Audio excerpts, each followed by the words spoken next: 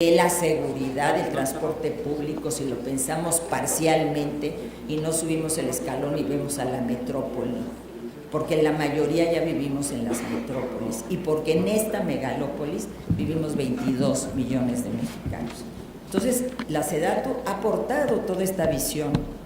Es apenas un primer paso porque se creó en este sexenio por la visión del presidente Enrique Peña Nieto, justamente en el sentido de que ya este es un México urbano, que requiere una reforma urbana y que en esa reforma urbana tenemos que ir los tres órdenes de gobierno para poder tener una visión de planeación de largo plazo y que nuestras ciudades no sigan creciendo de la misma manera, desigual, desordenadas, horizontales, que tenemos que redensificar, que tenemos que generar esquemas de movilidad que sean verdaderamente sustentables, que tenemos que poner en el centro a las personas, a los que son los dueños de las ciudades, que son los que vivimos en ellas.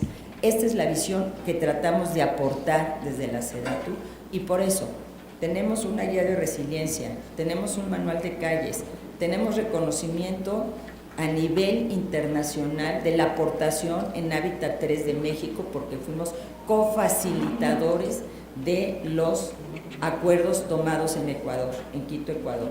Tenemos una nueva ley, tenemos que avanzar en que haya que se den las leyes estatales y los consejos estatales, y tenemos que pensar en esta visión de planeación, en esta visión de Estado de largo plazo, que ya el presidente Enrique Peña deja como una base y una plataforma inicial.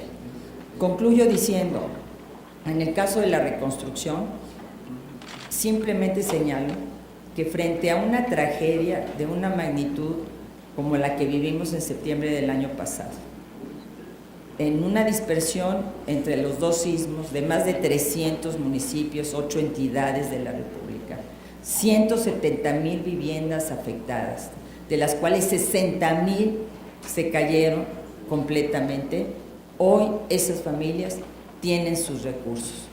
¿Cómo garantizamos que construyan su vivienda? A partir primero de la asistencia técnica, porque había que construir de manera diferente, porque son zonas sísmicas. Segundo, a partir de las mujeres. Dijimos y creamos el esquema de mujeres vigilantes, precisamente porque ninguna mujer puede permitir que se entregue un recurso del gobierno y ese dinero, en lugar de ir a la reconstrucción de su casa, se vaya a otro lado. Y por eso las mujeres, más de 50,000 en estas 8 entidades, han participado en este proceso de reconstrucción. Y yo quiero entregarle aquí a la presidenta, a quien le vuelvo a pedir una disculpa enorme. Aquí está, porque se dice dónde están esas casas. Aquí hay imágenes de 49,000. De esas 60,000 que ya se están reconstruyendo, en diversos grados de construcción, unas de manera total, otras ahí van. Chile, y lo acabamos de ver porque estuvieron aquí en México, reconoce que México está adelantado en su proceso. En un año hemos avanzado en lo que hoy estoy entregando, cuando Chile tardó 6 años en su proceso de reconstrucción después del sismo de 2010. México tiene mucho de qué enorgullecerse. No tenemos nosotros, y tampoco nosotros como servidores públicos, el por qué bajar la cabeza. Y termino con lo de la bufadora, porque ustedes son los que designan a los magistrados de los tribunales agrarios. Y esto es bien importante. Nosotros hemos tenido que titular terrenos nacionales por decisiones de tribunales agrarios un 70%. Y estamos en litigio, uno de Shell Ha, millonario en dólares, en donde se ostentan como propietarios privados, cuando en realidad son terrenos de la nación y pueden significar recursos muy importantes para el país, pero no hemos contado con el apoyo del Poder Judicial en este caso. Y segundo, el tema de Ensenada que me preguntaba hace un momento la senadora Vanessa, en donde ya un magistrado que está amparado hace 7 años y que sé que en septiembre discutió este Senado el caso de este magistrado. Tiene 7 años amparado, lo han querido cambiar a propuesta del presidente de la República, en aquel momento el presidente Calderón, y no se pudo. Esta esta soberanía no ha podido cambiar ese magistrado, hoy nos ordena la SEDATU, con vista al Ministerio Público por desacato, que entreguemos un predio de 68 hectáreas que está justamente al lado de Ensenada, en su zona turística, que hace más de 30 años fue pagado en 2,000 pesos, hoy entreguemos sin un peso de más, 68 hectáreas que hoy valen más de 100 millones de pesos si hiciéramos un avalúo actual. ¿Ustedes creen que esto es correcto?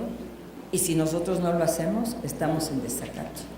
Y entonces aquí sí hay un debate muy grande, porque se trata de las tierras del país, se trata de los terrenos que son nacionales, se trata de la propiedad de la nación, y aquí se decide quiénes son esos magistrados. Este caso, yo sí pediría que, si bien ya no está en manos del Senado, está ya, es un mandato judicial que nosotros tenemos que cumplir, porque si no habría un desacato. Sin embargo, sí que se revise la situación de este magistrado, porque nos parece verdaderamente incoherente que alguien que esté amparado durante 7 años pueda hoy ordenar sorprendentemente un poco antes de que termine la administración que entreguemos estos terrenos que hoy le reportarían a la Federación millones de pesos. Hablaba yo ayer con el gobernador y le pedí un dato más o menos que me dijera el avalúo, cuánto consideraba que estaba el monto de la hectárea o del metro cuadrado en esa zona. Me dice, en la parte turística, Rosario, $500. El metro cuadrado. Y nosotros quieren que lo entreguemos por 2,000 pesos. Estos son los trabajos que nosotros realizamos todos los días. Yo creo que la Auditoría Superior de la Federación tiene su trabajo, la Procuraduría General de la República el suyo, la Función Pública el suyo. El mío, como secretaria de SEDATU, es que haya vivienda, que en efecto luchemos para que haya más subsidios. Y estoy hablando, Indira, y además me da mucho gusto porque contigo compartí y hasta cantamos Veracruz en el callejón de la Toña la Negra, que lo recompusimos y generamos y entregamos el Centro Deportivo de la Huaca, que lo hicimos conjuntamente con el gobierno, siendo tú secretaria de Desarrollo Social. Me parece que el esquema, además de seguir fortaleciendo Infonavit y Foviste, el tema de los no afiliados es el gran tema de este país. Nosotros iniciamos con un programa piloto, que la gente pudiera tener con ahorro una especie de subcuenta de vivienda. Conseguimos crédito de la banca comercial y con el subsidio del gobierno, ese porcentaje de la población que no tiene seguridad social, si logramos un esquema virtuoso de esta naturaleza, pudiéramos realmente contribuir a abatir el rezago habitacional de manera muy importante. Entonces, son retos. El país no se construye en 6 años, pero aquí hay datos en materia de vivienda que son un antes y un después. Lo decíamos muy claramente, el número de viviendas que Infonavit y Foviste han originado son un récord histórico.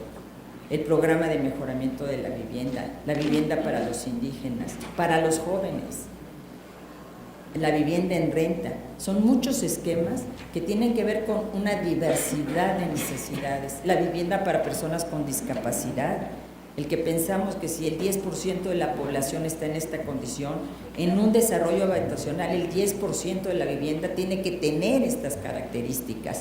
Todo esto es ya una plataforma que dejamos en SEDATU y que es muy importante seguirla desarrollando posteriormente. Y aclaro, en el proyecto que presentamos nosotros del aeropuerto, en torno al aeropuerto, zona oriente, que es llevarles agua, drenaje, porque no tienen, Ciudad de México, Estado de México, no estoy hablando de la montaña guerrerense, es llevarles transporte público, es llevarles lo más elemental para que vivan mejor, porque son la zona más pobre de esta ciudad y del Estado de México.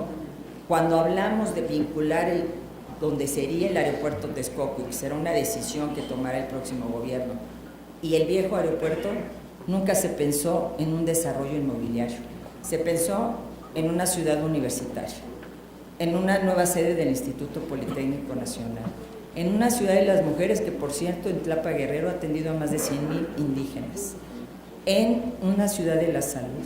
Se pensó en las vías también de movilidad que conectaran a los dos aeropuertos en caso de que se hiciera el de Texcoco.